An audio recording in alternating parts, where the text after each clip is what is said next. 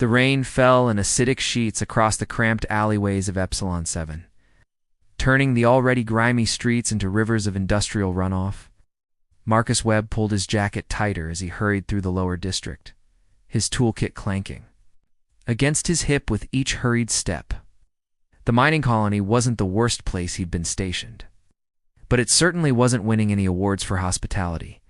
As head engineer for the colony's atmospheric processors, Marcus had seen his share of the desperate souls who called this place home, miners who'd lost limbs to faulty equipment, alien refugees fleeing wars he couldn't pronounce, and street children of a dozen different species, all trying to survive in the shadow of the massive extraction towers that dominated the skyline. But he'd never seen anything quite like the small figure huddled beside the recycling center's dumpsters. At first glance, she might have been human small, perhaps 12 years old, with delicate features partially hidden by matted hair. But her skin held an unusual pallor, almost translucent, with faint luminescent patterns that seemed to pulse weakly beneath the surface. Her clothes were little more than rags, and she clutched something to her chest with desperate intensity. "There," Marcus called softly, not wanting to startle her.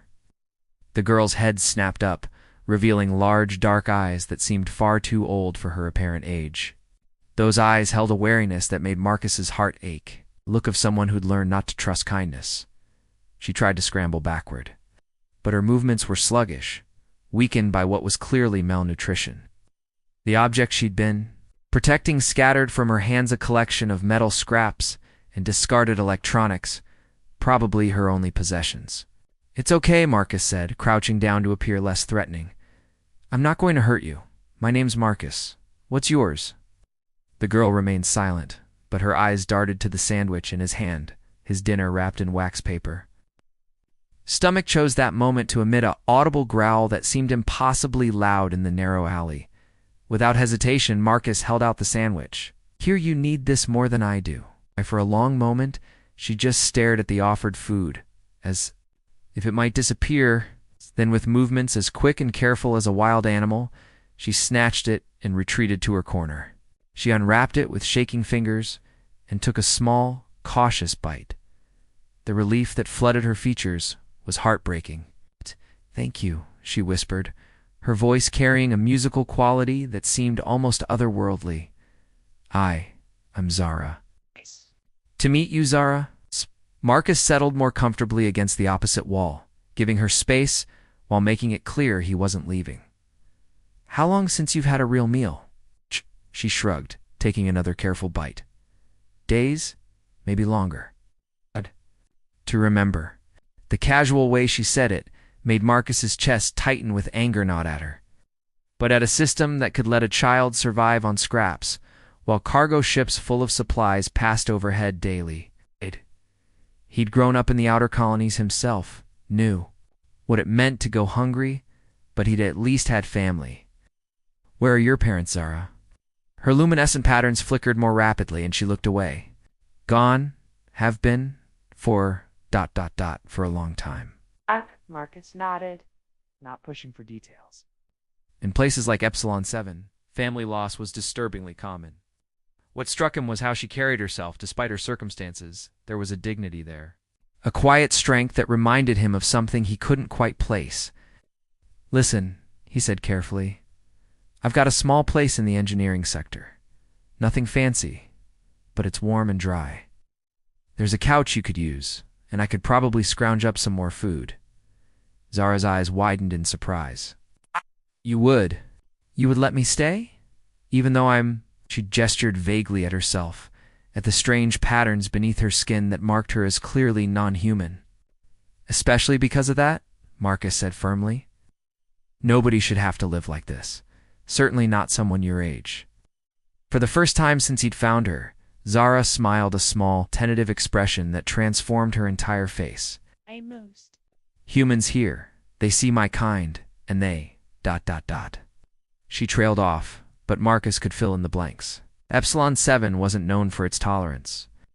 "Well, I'm not most humans," he said, standing and offering his hand. "Come on, let's get you somewhere safe." As Zara took his hand, her touch sent a strange warmth up his arm. And for just a moment, the luminescent patterns under her skin flared brighter, as if responding to his genuine kindness.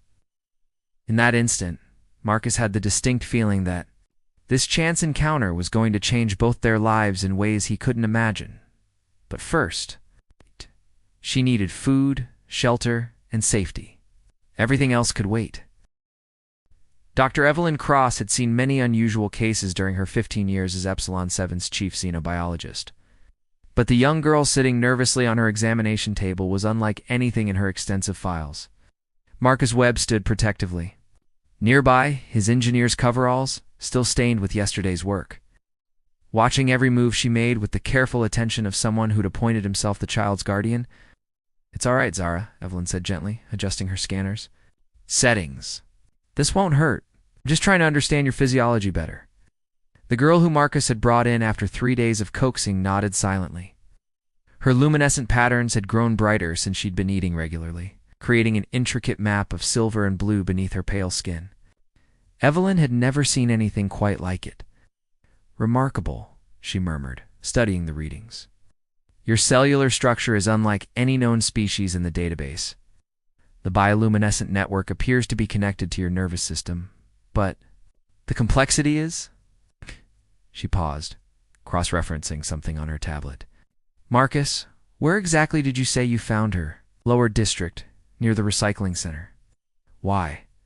Marcus moved closer to Zara, instinctively protective. "Is something wrong?" Evelyn shook her head slowly, her expression growing more amazed by the moment. "Not wrong, extraordinary." She turned to face them both. "Zara, has anyone ever told you about your people's history, your species?" The girl's patterns flickered anxiously. "I don't know anything about my people. I've been alone since I was very small." "Your genetic markers," Evelyn said carefully. "They match a species called the Luminae. They were they were thought to be extinct." "Beside him? Extinct?" "The Luminae were renowned throughout the galaxy for their unique biochemistry. Their bodies could synthesize almost any compound, adapt to virtually any environment. They were natural healers, diplomats, mediators between species." Evelyn's voice grew sad. "Their homeworld was destroyed in the corporate wars 20 years ago. No survivors were ever found." Zara's patterns began pulsing rapidly, and tears started streaming down her face. I remember lights in the sky, fire, people screaming. A ship that carried me away, but it crashed." She looked up at Marcus with desperate eyes. "I thought I was the only one left." Marcus pulled her into a gentle embrace, feeling her small frame shaking. "You're not alone anymore," he said firmly. "We're here." Evelyn watched the interaction with growing fascination. "There's something else, Zara. Your blood samples show antibodies I've never seen before. I believe your body naturally produces compounds that could revolutionize medicine for dozens of species. You could help save countless lives. Is that why people have been asking questions about her?" Marcus asked suddenly, his protective instincts flaring. "I've noticed corporate security around the clinic more often." Evelyn's expression darkened. "I may have been discreet in my excitement. I sent preliminary findings to the Xenobiology Consortium, thinking they'd want to help." She looked stricken. "I didn't consider that certain parties might see her as a commodity rather than a person." As if summoned by her words, the clinic's emergency alarm began blaring. Through the reinforced windows, they could see black vehicles surrounding the building. Men in corporate security uniforms were already at the main entrance. Dr. Cross came an amplified voice from outside. "This is Director Harrison from Titan Biotech. We need to discuss your recent findings. Please prepare the subject for immediate transfer." Zara whimpered, her patterns now flashing in rapid, panicked sequences. "They want to take me away. They want to use me like the others did before that." Fire. Marcus was already moving, gathering supplies from the medical cabinets. "Is there another way out of here?" Evelyn nodded, leading them toward a service corridor. "The emergency exit connects to the utility tunnels." "But Marcus, they have resources we don't. Legal authority, security forces. They don't have the right," Marcus said grimly, hefting his toolkit. "Zara isn't property. She's a person, and she deserves to choose her own path. As they slipped into the dark tunnels beneath the clinic, Zara caught Marcus's hand. "Why?" she whispered. "Why are you risking everything for someone like me?" Marcus stopped, kneeling to meet her eyes. "'Cause when I look at you, I don't see a test subject or a valuable resource. I see a brave girl who survived impossible odds and still has enough kindness in her heart to trust strangers." He squeezed her hand gently. "I see someone worth protecting." Above them, they could hear boots on the clinic floor and angry voices demanding answers. But in the darkness of the tunnels, with Evelyn leading them toward temporary safety, Marcus felt something he hadn't experienced in years: the fierce, protective love of a parent for their child. Corporate greed had already cost Zara her people, her world, her childhood. He'd be damned if he'd let them take her future too. Captain Tobias Kane had been expecting a routine security briefing when Director Harrison's message arrived at the military compound. What he hadn't expected was to find himself leading a squad through Epsilon 7's industrial maze, hunting for a child who was supposedly a critical asset to galactic security. The briefing had been deliberately vague: a dangerous alien with unknown capabilities, possibly accompanied by terrorist sympathizers. But as Kane reviewed the scattered reports from his men, a different picture was emerging. Witnesses described a frightened girl being protected by a mining engineer and a doctor. Not exactly the profile of a galactic threat. "Sir," Sergeant Reeves called from across the machinery bay they were searching. "Found something." Kane jogged over to find his sergeant examining a makeshift camp hidden behind a massive atmospheric processor. Food wrappers, medical supplies, and a child's drawing scratched into the metal walla, crude but unmistakable. Image of 3 figures holding hands beneath a star-filled sky. "They were here recently," Reeves continued, running his scanner over the area. "Residual heat signatures suggest they left maybe an hour ago." Kane studied the drawing more closely. The central figure was clearly meant to be the girl, her distinctive. Bioluminescent patterns were carefully detailed in the metal scratchings.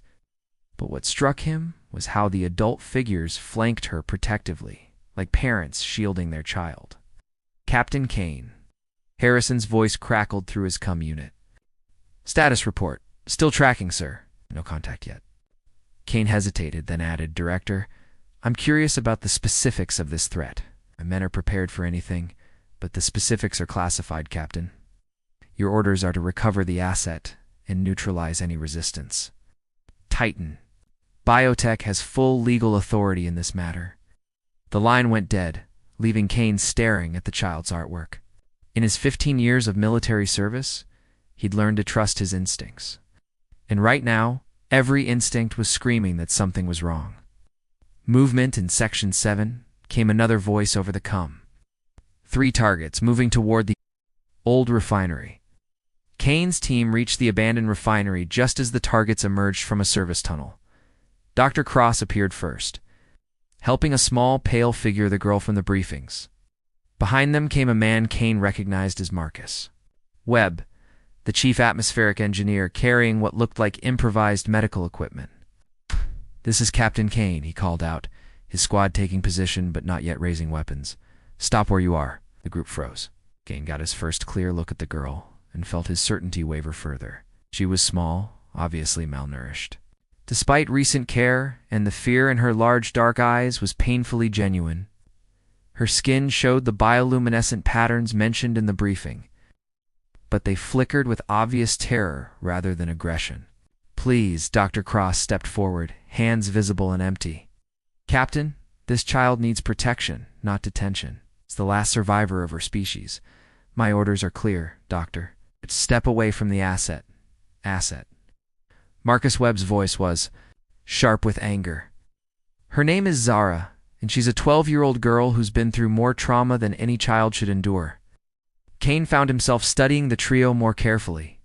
Webb's protective stance, the doctor's obvious concern, and the girls are wrapped between them like a frightened child seeking shelter from adults she trusted. Nothing about this suggested terrorism or galactic threats. Captain Harrison's voice came through his earpiece. "You have visual contact. Proceed with extraction immediately." Kane's finger moved to his comm unit, but he didn't respond immediately. Instead, he took a step forward, keeping his weapon lowered. "Zara," he said gently, addressing the girl directly. "I'm Captain Kane.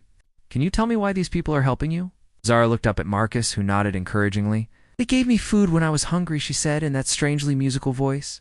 "They kept me safe when the bad men came. They treat me like family." The simple honesty in her words hit Kane like a physical blow. He thought of his own daughter back on Earth, about how he'd want someone to protect her if she were ever lost and afraid. "Captain Kane." Harrison's voice was sharp with impatience. "Acknowledge." Kane reached up and switched off his cum unit entirely. His squad looked at him in surprise, but he'd made his decision. "Dr. Cross," he said quietly, "is there any truth to the claims about this girl being dangerous?" "Only 2 corporate profit margins," she replied bitterly. "Her blood could revolutionize medicine, but Titan Biotech wants to patent her genetic material. They'd turn her into a laboratory specimen." Kane nodded slowly, then turned to his squad. "New orders. These civilians are under military protection. Anyone attempting to harm them will be considered hostile." Sir Sergeant Reeves looked confused.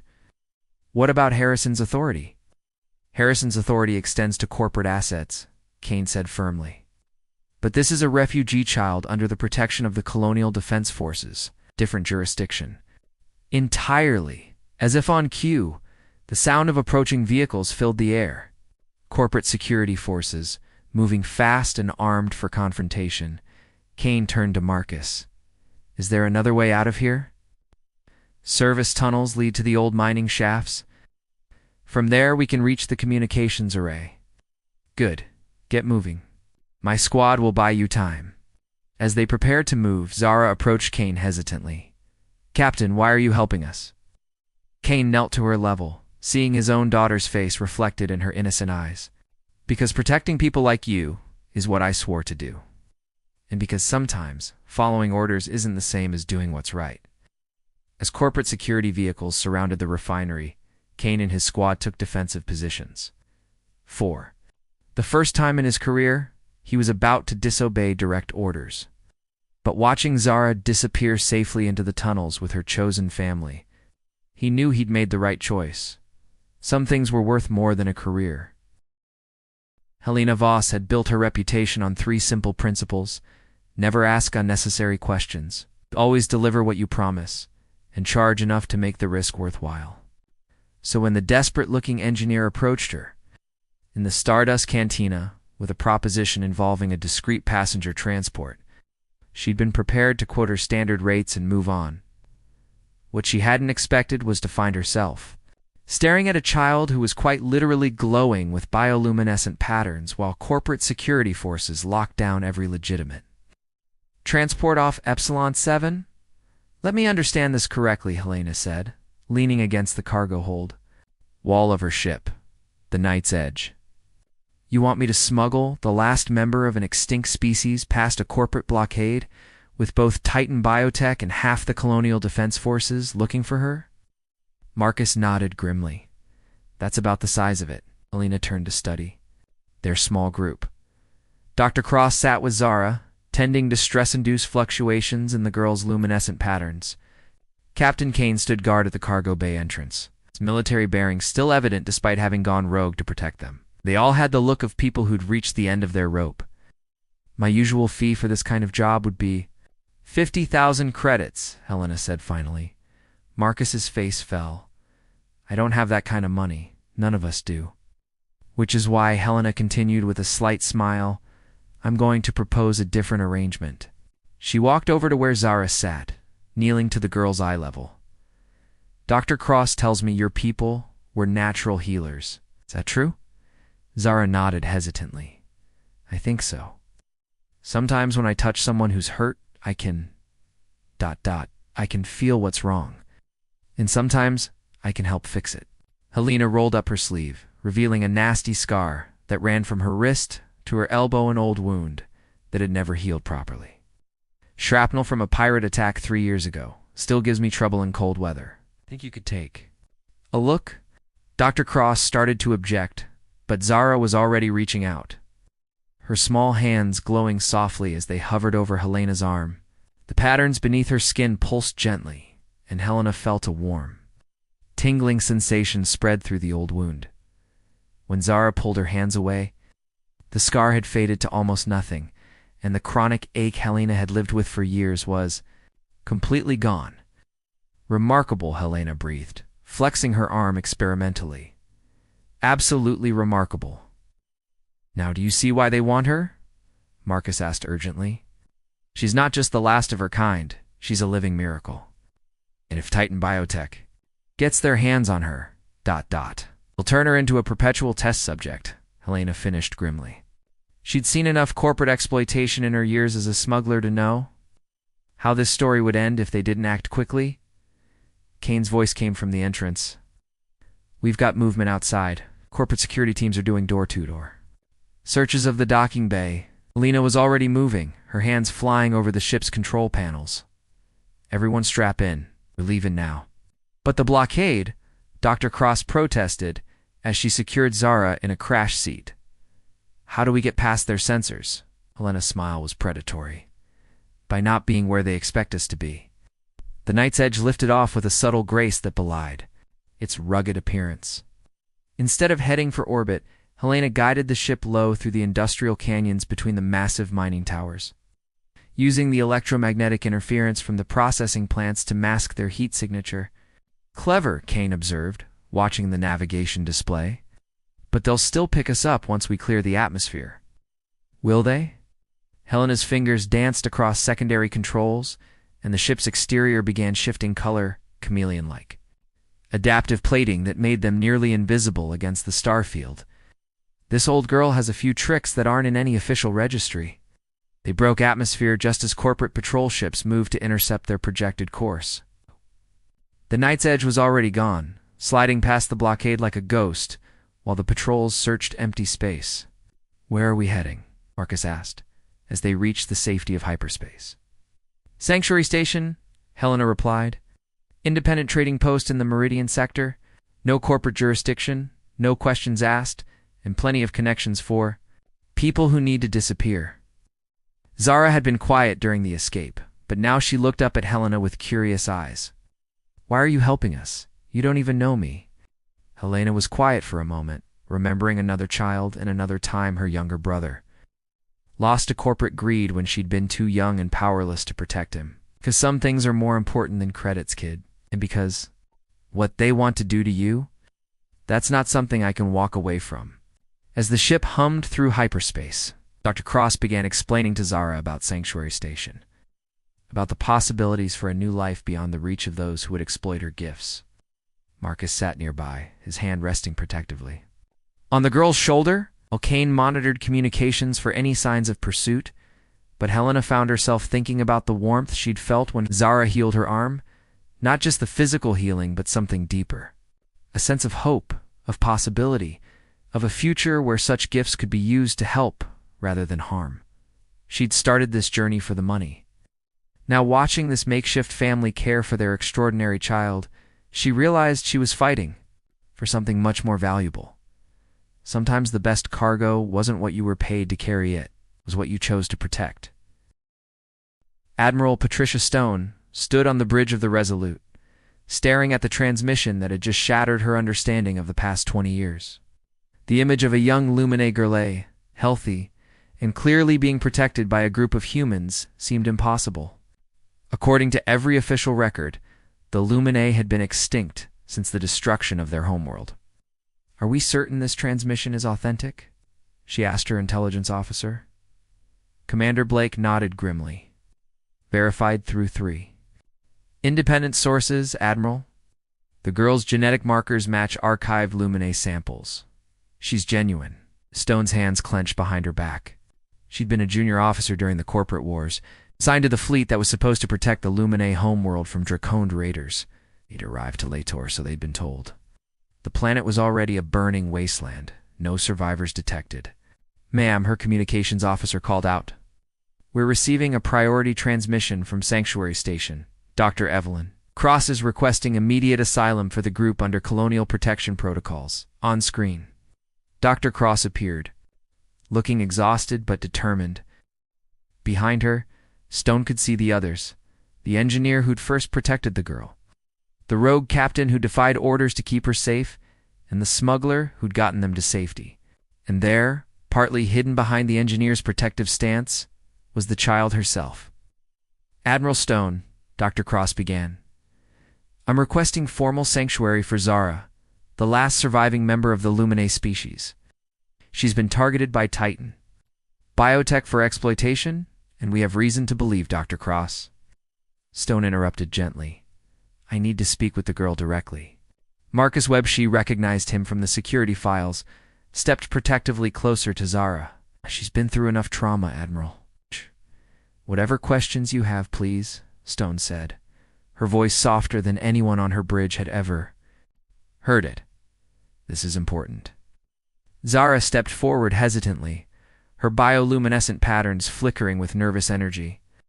"Admiral, are you going to send me back to them?" Stone felt her heart break a little. The child's voice carried the same musical quality she remembered from the Luminae. Diplomatic recordings, a species renowned for their ability to mediate conflicts and heal both physical and emotional wounds. "No, child. Never." Stone took a deep breath. "Zara, 20 years ago, I was part of a fleet that was supposed to protect your homeworld. We failed. I've carried that guilt ever since." She paused, struggling with words she'd never spoken aloud. "Oh, but there's something else." "Something that was classified so deeply that even I only learned the truth recently." The bridge fell silent as Stone continued. "The attack on your world wasn't random. Titan Biotech had discovered the healing properties of Luminae physiology. They wanted to harvest your people's genetic material for pharmaceutical development. When your leaders refused to cooperate, they arranged for the Draconids to destroy us," Zara finished, her patterns now pulsing with grief and understanding. "To cover their crime?" Stone nodded, tears threatening at the corners of her eyes. "The few survivors were supposedly relocated to safe worlds. In reality, they were taken to Titan research facilities. You're not just the last of your kind. Zara, you're the only one who escaped." The silence stretched until Marcus spoke, his voice tight with controlled anger. "How many people knew?" "Too few to stop it, too many to claim ignorance," Stone replied honestly. "The corporate lobby was powerful, and the Luminae had no allies with sufficient military strength." Captain Kane stepped forward. "With respect, Admiral, what's done is done. Question now is what happens to Zara." Stone straightened, and suddenly she wasn't just a woman haunted by past failures. She was an admiral of the Colonial Defense Forces with the power to make things right. "Dr. Cross, your request for asylum is granted. Furthermore, I'm declaring Zara a protected person under colonial law. Any attempt to harm or exploit her will be considered an act of war against the Colonial Defense Forces." Helena Voss laughed. Softly from off-screen, "I should make the corporate boys think twice." Additionally, Stone continued, "I'm authorizing the establishment of the Luminae Memorial Research Foundation. With Dr. Cross as director and full funding from the Colonial Treasury, Zara's gifts will be used to help people as her ancestors. Intended, but only with her consent and under her control." Zara looked up at Marcus, then at Dr. Cross, then back at the screen. "What about my family? These people who protected me?" Stone smiled, the first genuine smile she'd managed in years. "Adoption papers can be filed within the week if Mr. Webb is willing. Dr. Cross will serve as your medical guardian. Captain Kane will be your military protector, and Ms. Voss. ... Bell quotes. She paused, looking at the smuggler with newfound respect. "Ms. Voss will be your official transport coordinator for any necessary travel." Marcus knelt beside Zara, taking her glowing hands in his calloused ones. "Would you like that? To be part of our family officially?" Zara's patterns blazed with joy, brighter than anyone had ever seen them. "Yes," she whispered, then louder. "Yes, please."